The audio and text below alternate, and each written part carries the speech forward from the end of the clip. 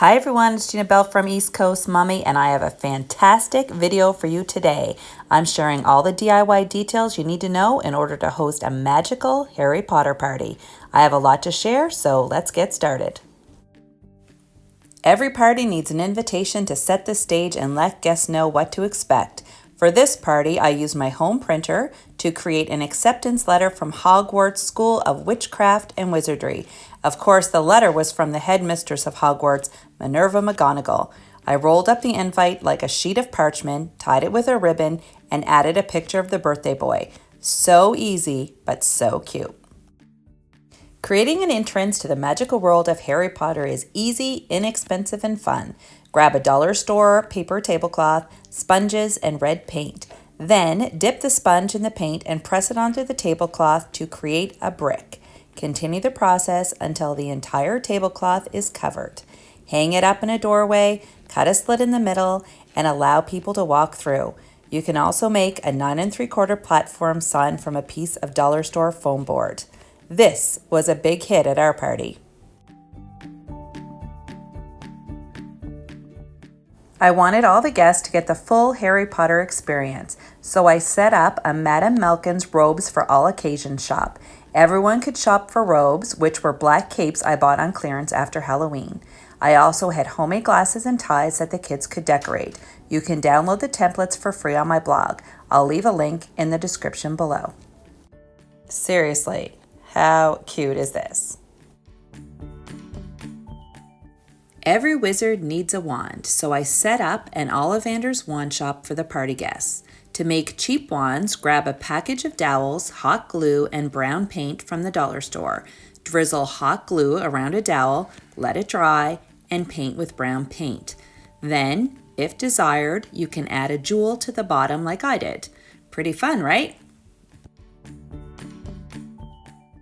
I also thought it'd be fun to let the kids shop for their school supplies at Flourish and Blotts, just like the characters did in the books and movies. I made a spell book from a Duotang, and I filled it with a list of spells, a word search, and some Harry Potter trivia. I also made quills by hot gluing feathers to the ends of pens. It was really easy to do and a fun takeaway from the party. Having simple party games to occupy party guests is key. We played freeze tag to Harry Potter music. I made a pin the scar on Harry game. I turned an old box into a Harry Potter ball toss. And I made a piñata from a balloon covered in paper mache. The kids really loved the Hedwig piñata.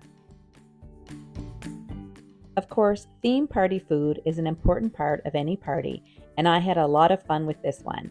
I had lots of food laid out, but the stars of the show were 2 easy to make cakes. The first cake was a Quidditch cake. I started with a plain chocolate cake and added 3 Quidditch posts made from paper straws and pipe cleaners covered in black electrical tape. Then I added a snitch made from a Ferrero Rocher chocolate and parchment paper wings. The second cake was a rectangle cake that I carved into the shape of a crest.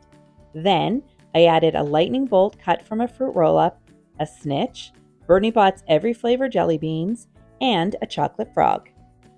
Both cakes were really easy to make, and they turned out super cute. I love sending guests home with a fun goodie bag, and for this party, I had the perfect idea for a party favor. I set up a Honeydukes sweet shop and filled it with Harry Potter themed goodies. Each guest was given a bag to fill and a fun tag to tie the top of the bag with. Some of the items in my shop included Bernie Bott's Every Flavor beans, golden snitches, black licorice wands, Mad Eye Mooney's eyeball gum, Remus's werewolf fangs, chocolate frogs, and fizzing Whizbees.